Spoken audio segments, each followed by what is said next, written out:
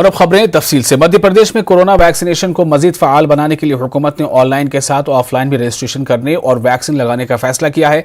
18 साल से ज्यादा उम्र के लोगों को जहां पहले ऑनलाइन स्लॉट बुक करने के बाद ही वैक्सीन लगाई जाती थी, वहीं हुकूमत ने अब एक और अहम कदम उठाते हुए ऑनलाइन के साथ साथ ऑफलाइन रजिस्ट्रेशन की भी सहूलत शुरू कर दी है।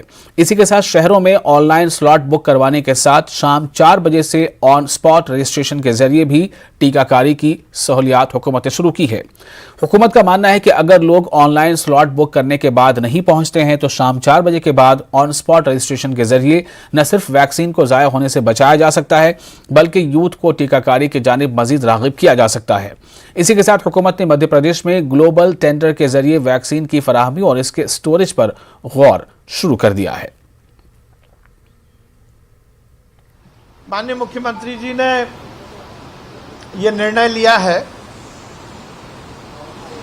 कि यदि कहीं भी वैक्सीन के इंपोर्ट की पॉसिबिलिटी होती है तो हम उसको एक्सप्लोर करेंगे और हम ये सुनिश्चित करेंगे कि यदि विदेशी वैक्सीन भी मध्य प्रदेश को मिल सके तो हम उसके लिए ग्लोबल टेंडर कर रहे हैं और ये सुनिश्चित कर रहे हैं कि ज़्यादा से ज़्यादा वैक्सीन को हम प्रोक्योर कर सकें। वैसे मध्य प्रदेश में हम सुचारू रूप से वैक्सीनेशन प्रोग्राम को कर रहे हैं। हमारा 45 प्लस के वैक्सीनेशन प्रोग्राम के सभी स्थल पर वैक्सीन उपलब्ध है।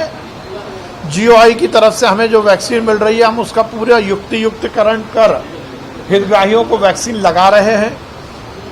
हमारे हेल्थ वर्कर और फ्रंटलाइन वॉरियर के हमारे सेकेंड डोज भी सुचारू चल रहे हैं।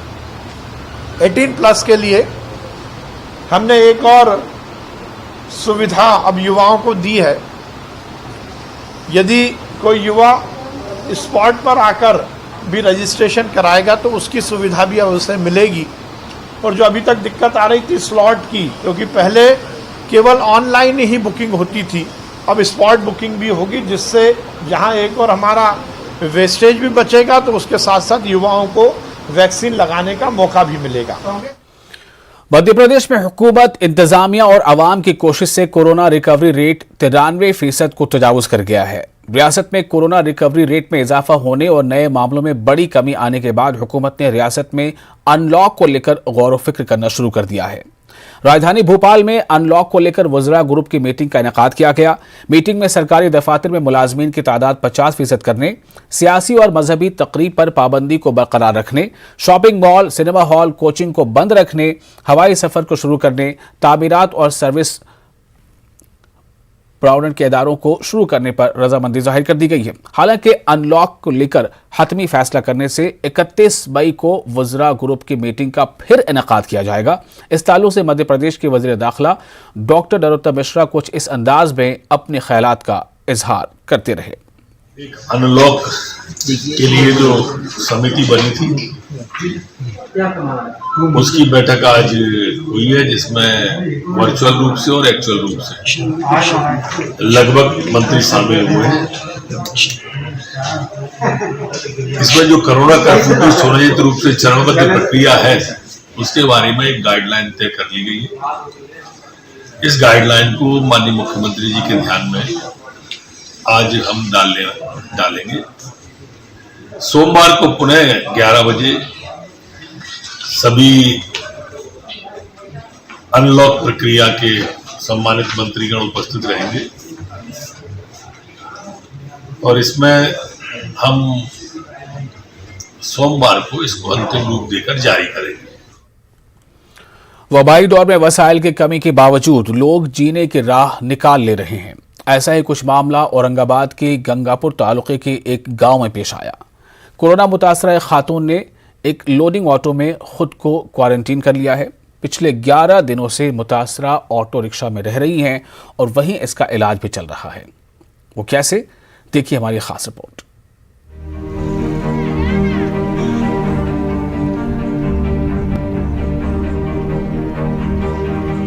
लोडिंग ऑटो रिक्शा में बैठी ये खातून कोरोना से मुतासिर है। पिछले 11 दिनों से इस खातून ने ऑटो रिक्शा को अपना मस्कन बना लिया है। वजह साफ है, मुख्तलिफ खदशात के सबब इस खातून ने घर पर ही खुद को अलग थलग करने को तरजीह दी। एक झोपड़े में जिंदगी बसर करने वाले इस खानदान ने ऑटो रिक्शा में पनाह तलाश की। गंगापुर तालुका के एक प्राइवेट डॉक्टर इस खातून का इलाज कर रहे हैं। डॉक्टर का कहना है कि मुतासरा की तिब्बी जांच के बाद ये वाज़ेह हो गया था कि खातून कोरोना से मुतासिर है। डॉक्टर हर रोज मुतासरा की तिब्बी जांच करते हैं। डॉक्टर का कहना है कि अब मुतासरा की हालत खतरे से बाहर है। मैंने सरकारी में भेजा था, लेकिन उन्होंने वहाँ पे तो उनको कुछ ट्रीटमेंट की है, लेकिन घर पे तो पॉजिटिव रखते हुए उनको आज तो यहाँ पे रहना पड़ रहा है। प्रॉब्लम हाँ। तो हॉस्पिटल में क्यों एडमिट नहीं हुए? एडमिट है तो वहाँ पे भी है तो बेड नहीं थे, बेड खाली नहीं थे। खाना पीना सब 11 दिन से रिक्शे में कर रहे हैं। कुछ प्रॉब्लम आया तो मैं आके देख रहा हूँ यहाँ पे उनको 11 दिन से। अभी परिस्थिति कैसी है उनकी? अभी थोड़ी अच्छी है। 11 दिन से थोड़ा सा वो बुखार वगैरह सब कम होगा उनका, और कोई ऐसा मसला नहीं रहा है। अभी 1-2-4 दिन में और क्लियर हो जाएंगे वो। गंगापुर के अंबेडकर चौक की स्लम बस्ती यानी झोपड़ियों में गुजारा करने वाले इस खानदान का आबाई पेशा लोहार है। ये लोग कुल्हाड़ियों और ज़राअत के औजार बनाते हैं। कस्मपुरसी में गुजर बसर होती है। ऐसे हालात में कोरोना का इलाज उनके बस का रोग नहीं। ताहम हालात से मुकाबला करने के लिए इस खानदान ने कमर कस ली है। मुतासरा की ननद का कहना है कि झोपड़े छोटे होने की वजह से लोडिंग ऑटो में उसे रखा गया और मुतासरा का हर तरह से ख्याल रखा जा रहा है। शनिचर के दिन 1:15 बजे बोले तुम्हारा कोई छुट्टी आगा, बोले तुम्हारे को आजा, बोले सरकार दवाखाने में गया, बोले बैठो, बोले एम्बुलेंस में। मैं बोली मैं एम्बुलेंस में बैठती नहीं, मैं घर पे कोरोना टैंक हो रही। तो बोले फिर हाथ में मशीन लगा देखे उन्होंने बस हो गया। हम घर पे निकल गए, हफ्ते में कोरोना टैंक हो गई मेरी आके।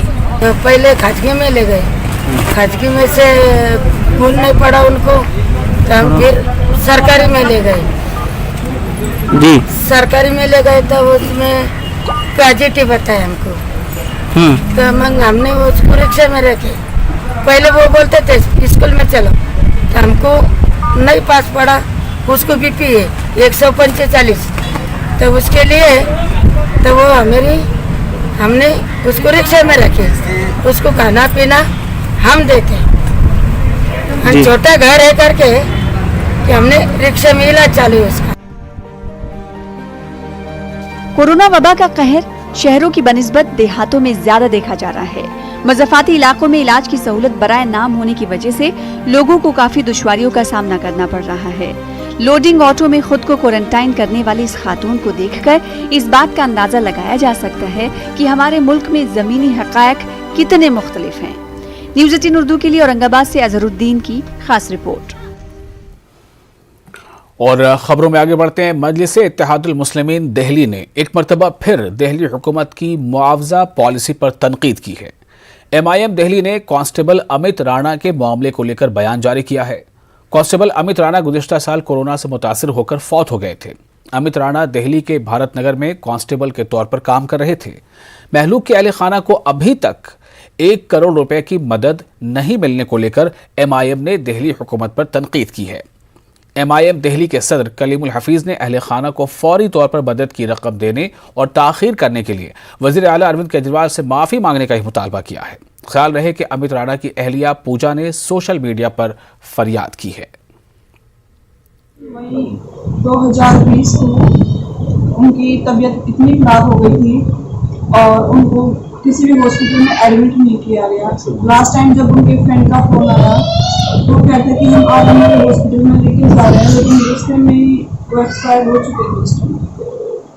तो 6 मई को मुख्यमंत्री हमारे जो दिल्ली के अरविंद केजरीवाल जी, उन्होंने अनाउंसमेंट की थी कि अमित जी जो है दिल्ली वासियों की रक्षा और सेवा करते हुए शहीद हुए हैं, तो हम उनके सम्मान में 1 करोड़ रुपए की राशि देंगे ताकि उनके बच्चों का भविष्य बन जाए।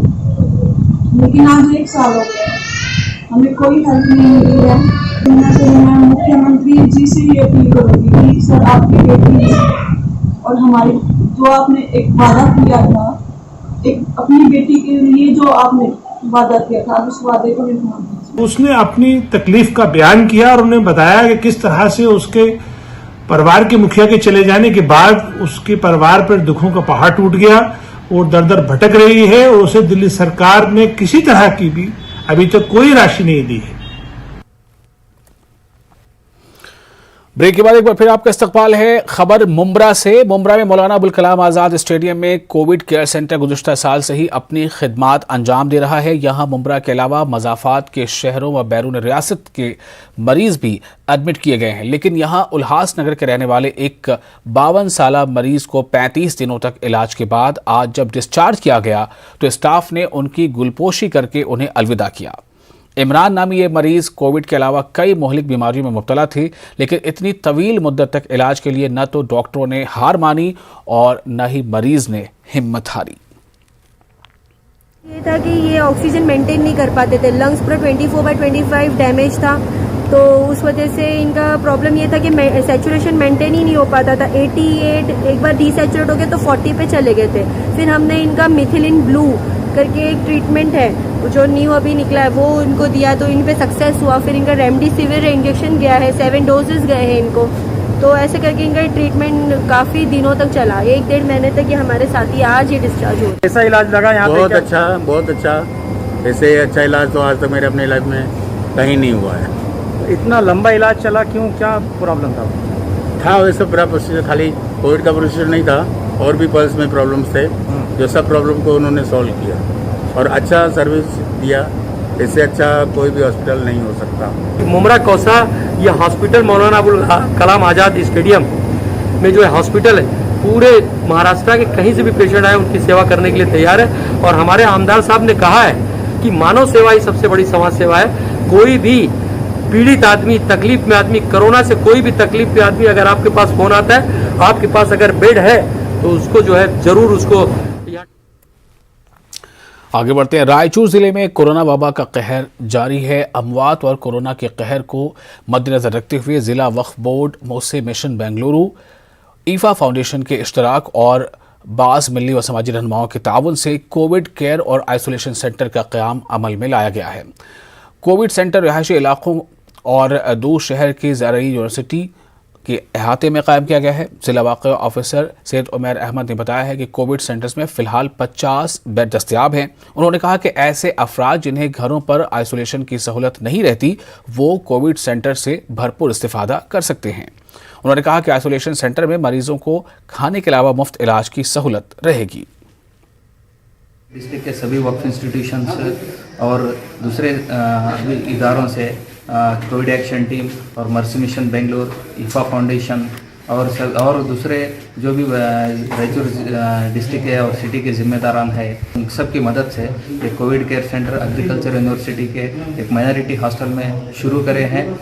इसमें एक 50 बेड की कैपेसिटी है, ऑक्सीजन फैसिलिटी है, 4 से 5 डॉक्टर्स है और पैरामेडिकल नर्सेस है और अटेंडर्स है। एक सबसे अच्छा माहौल है क्योंकि हमारे गरीब लोगों की एक छोटे घर रहते हैं, आइसोलेट होने के लिए उनको जगह नहीं रहती घर में। यहाँ पर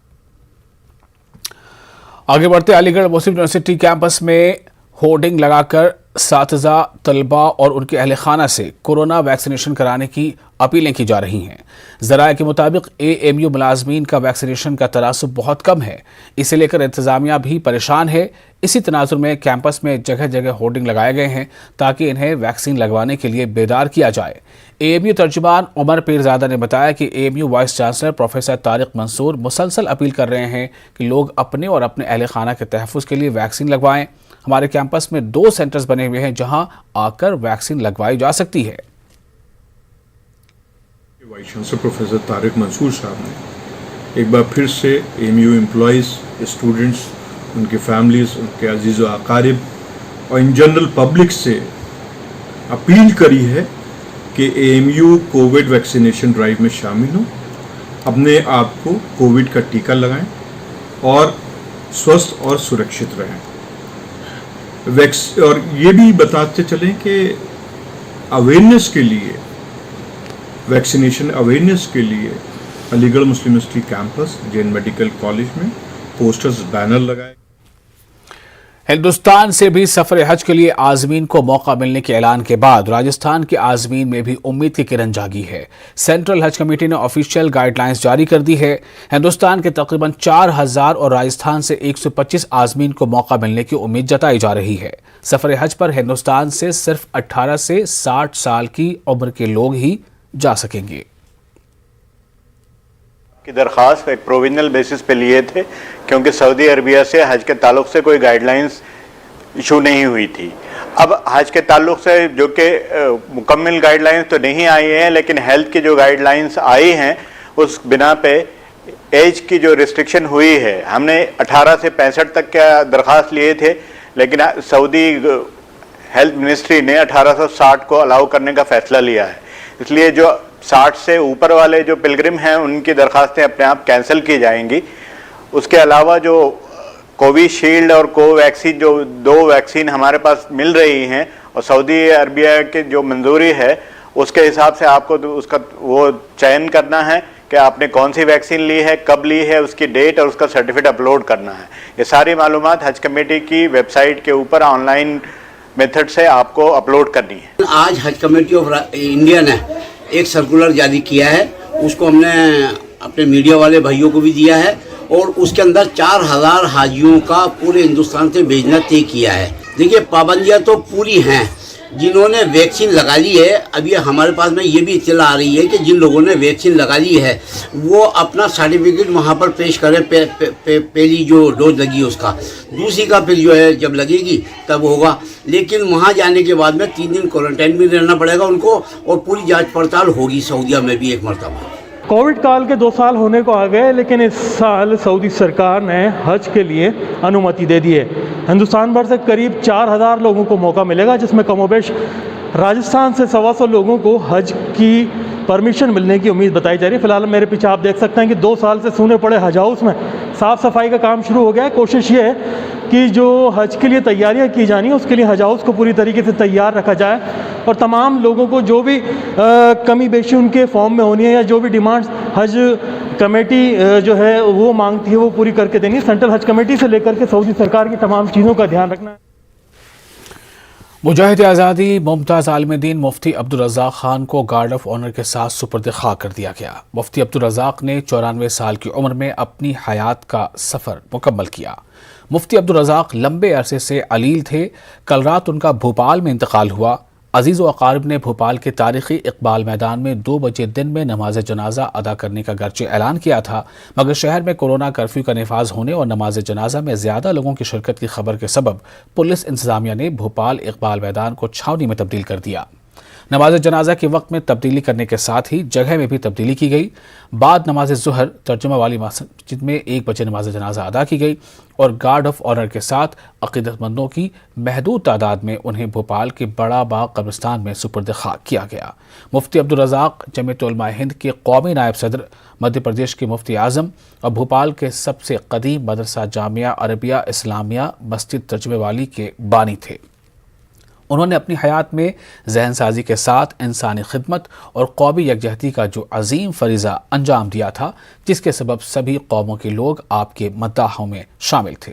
मुफ्ती अब्दुल रज़ाक के साने इर्तिहाल पर मुख्तलिफ मकतब फ़िक्र के लोग कुछ इस अंदाज से अपने ख्यालात का इजहार करते रहे। मध्य प्रदेश के लिए नहीं बल्कि पूरी दुनिया के लिए गम की बात है। हज़रत मुफ्ती अब्दुल रज़ाक साहब पूरी आलमी शख्सियत थे और आलमी सरपरस्ती फरमाते थे।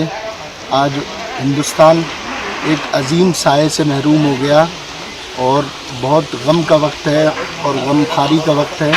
हज़रत मुफ्ती साहब ने अपनी पूरी ज़िंदगी लोगों की खिदमत में लगा दी और मध्य प्रदेश नहीं पूरे हिंदुस्तान के अंदर आपकी ऐसी खिदमत है जिनको कभी भी भुलाया नहीं जा सकता।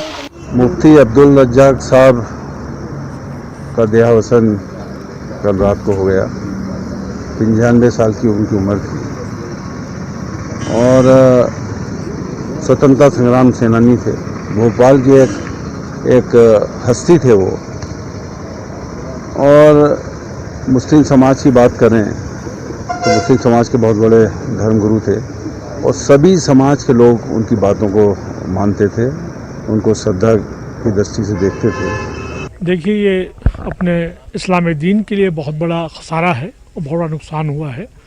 ये एक ऐसे आलिम दीन थे जिनकी बहुत काफ़ी अच्छी इज्जत और काफ़ी अच्छी पकड़ थी, और साथ साथ मुस्लिम मसाइल पे जो है जिस तरह बेबाकी से मुसलमानों के मसाइल को सरकार के सामने, गवर्नमेंट के सामने रखते थे, अब ऐसा आलिम दीन के साथ साथ इतना बड़ा लीडर। खबरों में आगे बढ़ते हैं।